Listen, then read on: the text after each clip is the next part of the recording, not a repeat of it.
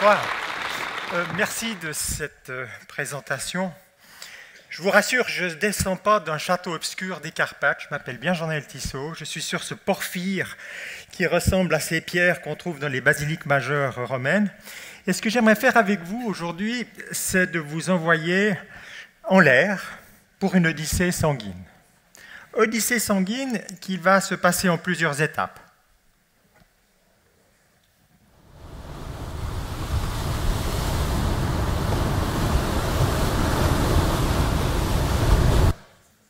« 14 secondes. 14 secondes de chute du Niagara. » Pourquoi est-ce que je vous ai mis cette petite vidéo, mesdames, messieurs? Eh bien, tout simplement, ça correspond à la quantité de sang qui est transfusée chaque année selon les données de l'OMS de 2011. C'est 38 millions de litres de sang qui sont échangés entre des donneurs et des receveurs. Ça correspond à une somme de 1,25 litres par seconde de sang qui passe d'un individu à un autre.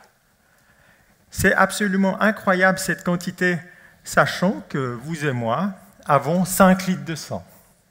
Quel que soit à peu près votre poids, la quantité chez un adulte est de 5 litres de sang.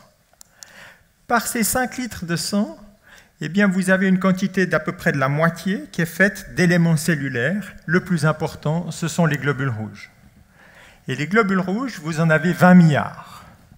Alors, est-ce que vous pouvez imaginer ce que c'est qu'un milliard? Quand vous avez 2000 francs de dette, vous voyez à peu près ce que c'est. Quand vous avez 20 milliards de dettes, c'est plutôt votre banquier qui a des soucis ou vos autorités.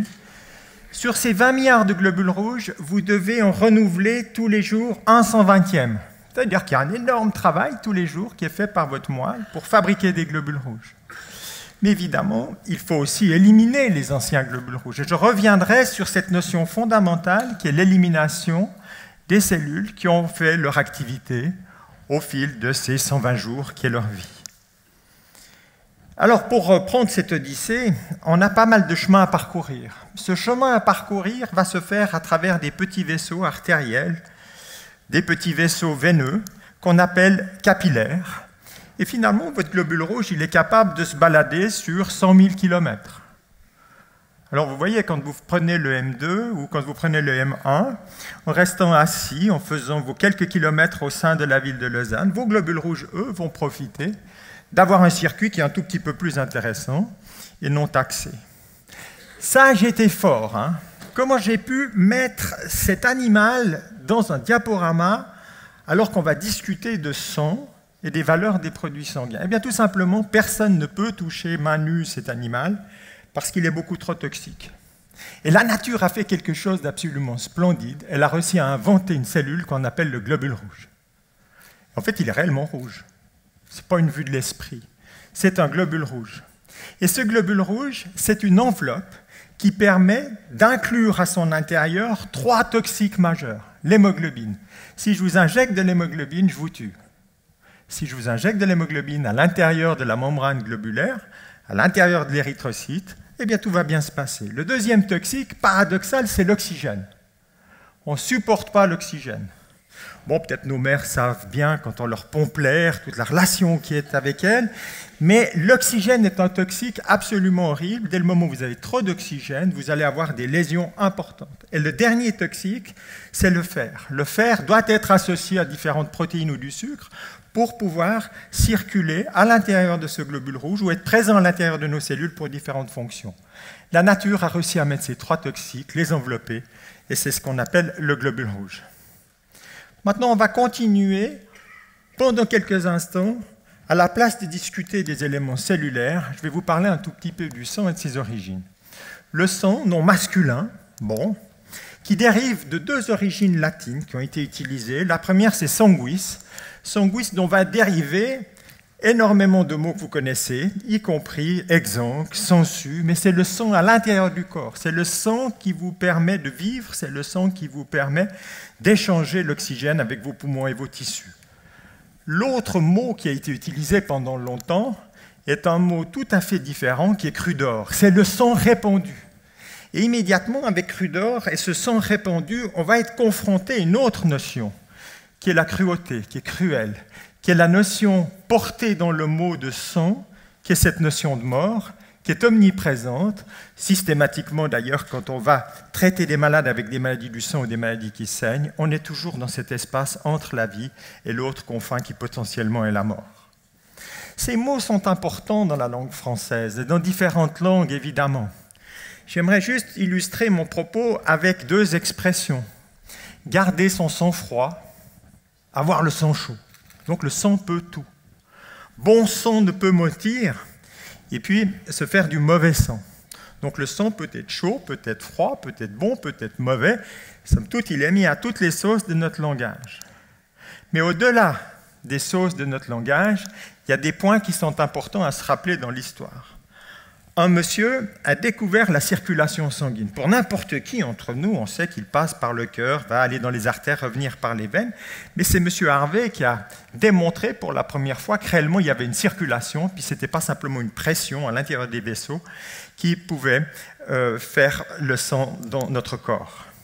Et puis le grand miracle aussi, c'est que le sang va pouvoir passer dans tous les organes, du cerveau à vos orteils, à vos doigts, à votre thorax, bien entendu, et ça sera discuté dans d'autres espaces aujourd'hui avec le cœur qui est un organe fondamental.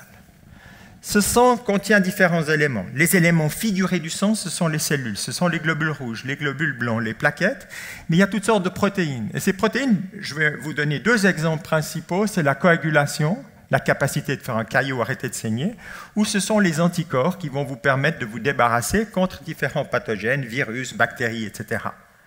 Ces protéines sont extrêmement importantes, ont été bien caractérisées ces dernières années. Et là, de nouveau, le miracle que je peux vous présenter, c'est que les globules rouges, y compris avec les colorations de laboratoire, restent rouges. Par contre, les globules blancs, c'est ces petites taches bleues. C'est toujours étrange de parler de globules blancs qui sont bleus. Et j'avais un maître d'hématologie qui était daltonien. Alors il nous décrivait le bleu, le rouge systématiquement, et c'était parfois un tout petit peu cocasse, comme il arrivait à s'émerveiller avec les variations colorées, sachant qu'il avait quel problème de reconnaissance. Nos techniques qui sont à disposition de laboratoire sont absolument éblouissantes. On est capable de séparer toutes sortes de cellules, toutes sortes de populations à l'intérieur du sang. On est capable de les isoler, de les mettre dans un tube, de voir quelles sont les protéines qui sont synthétisées, quels sont les gènes qui sont exprimés. Donc on est capable maintenant d'aller à la rencontre de chacune de nos cellules. On va vers l'infiniment petit. Et puis aussi un point sur lequel j'aimerais insister, naturellement avec le métier qui est le mien, qui est celui de la transfusion sanguine, c'est de vous rappeler qu'il y a autant de différences entre la surface de deux globules rouges en termes de sucre, de protéines, qu'on appelle groupe sanguin, qu'entre deux visages. En deux visages, il y a un polymorphisme extraordinaire qui fait la beauté du monde, la beauté de la relation, mais c'est la même chose sur les globules rouges, à travers ces groupes sanguins. Image étrange, est-ce que vous savez ce que c'est ? Ça n'a rien à voir avec mon topo. Eh bien, c'est le Gange.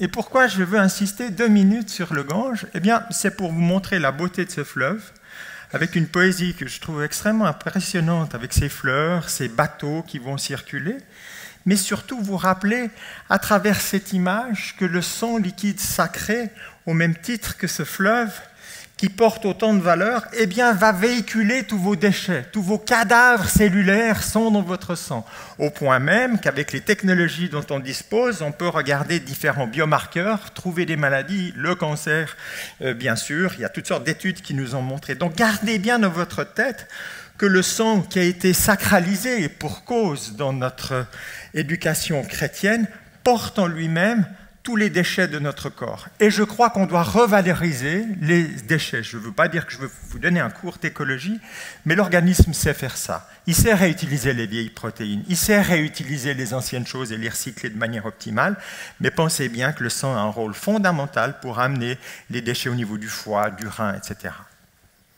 Alors, en tant qu'hématologiste, on est confronté à un nombre considérable de maladies du sang que nous pouvons soigner, et même mieux, que nous pouvons guérir. Toutes sortes d'anémies, de leucémies, de cancers du sang, toutes sortes d'affections qui posent un tout petit problème dans la discussion que j'aimerais avoir avec vous, c'est simplement que l'hématologiste que je suis gagne sa vie à travers le diagnostic des maladies du sang, en prenant en charge tous les patients. Donc on est d'emblée dans une notion de conflit d'intérêts entre la maladie, la santé, le diagnostic et l'activité médicale. Et ceci est peut-être encore plus rempli quand on va regarder au fil des années où se situe, où se passe le sang. Il est présent dans la littérature, dans la philatélie, au cinéma, dans les valeurs religieuses, sur les étiquettes de vin, évidemment, puisqu'il y a le sang du Christ qui existe comme vin, on l'a trouvé, on a fait des dégustations à ce propos, mais le sang est vraiment partout. Et ce sang qui est partout, il a été vendu par les Suisses. Il y a une toute petite armée qui reste, qui se trouve être au Vatican, mais ici, ça c'est les Tuileries où les Suisses se sont fait massacrer. Et le sang des Suisses a été vendu depuis longtemps pour tenter de diminuer les forces qui se trouvaient à la campagne et que les fermiers n'aient pas trop de bras pour se révolter. Le point important et qui me choque maintenant, même si Victor Hugo l'a bien décrit dans Les Misérables, quand on voit Fantine qui va être obligée, pour faire vivre sa fille Cosette, de vendre ses cheveux, ses dents, son corps. Même maintenant, ce que vous trouvez sur Internet, c'est des choses absolument horribles qui vont dépasser le commerce sanguin. C'est le commerce des organes. Vous voyez ici, rein à vendre en haut à droite. Toute partie du corps peut être vendue. Et ce cannibalisme médical moderne nous pose des questions. Il nous pose aussi des questions par rapport aux produits sanguins. Et pourquoi je me permets de dire ça? C'est parce que nous vendons le sang. Est-ce vrai? Et on peut se questionner. Non. En fait, on peut être jésuite dans la réponse, mais il ne faut pas confondre valeur et prix. L'objet, qui est le sang, ce don qui est fait n'est pas vendu. Ce qui est vendu, ce qui est commercialisé, ce qui va avec, ce sont les plastiques, ce sont les analyses, ce sont l'électricité, ce sont les salaires des collaborateurs. Mais le sang reste une valeur absolument pure que personne ne pourrait s'offrir au-delà d'une éthique du don. Et c'est la raison pour laquelle, quand je vois toutes ces poches, cette approche industrielle et cette perversion, quelque part, que le législateur a voulu dans notre pays, puisque dès le moment où la première goutte de sang quitte votre veine, elle devient matière première. Elle devient matière première et le don qui est fait disparaît. C'est la raison pour laquelle j'aimerais qu'on puisse étiqueter ces poches en mettant une petite valeur supplémentaire, c'est provient d'un donneur bénévole et non rémunéré. Ce serait chouette si on avait ça tout au long de la chaîne transfusionnelle. Je ne sais pas si je le verrai de mon vivant. Bon, je ne sais pas encore combien d'années je vais vivre. Ceci dit, dans le canton de Vaud, on utilise, et les besoins, c'est 100 dons de sang par jour ouvrable. Et c'est une somme relativement importante, puisqu'en Europe, les besoins en produits sanguins, c'est de l'ordre de 60 concentrés érythrocytes, donc poches de globules rouges, pour 1000 habitants. C'est en Allemagne. En France, on est plutôt autour des 30. Et dans le canton de Vaud, on est au milieu. Il y en a point comme nous. On est plutôt à 40 unités de sang pour 1000 habitants. Ça veut dire 45 litres de sang, 20 litres de globules rouges, 7 kg d'hémoglobine, 1 kg d'anticorps, 2,7 kg d'albumine, 20 grammes de fer qui sont collectés chez nos concitoyens tous les jours. C'est des sommes considérables. Et puis, une des valeurs fondamentales de ce produit qui est le sang, c'est l'expression de l'altruisme. J'aime bien cette image du petit journal où le médecin donne le sang à sa patiente.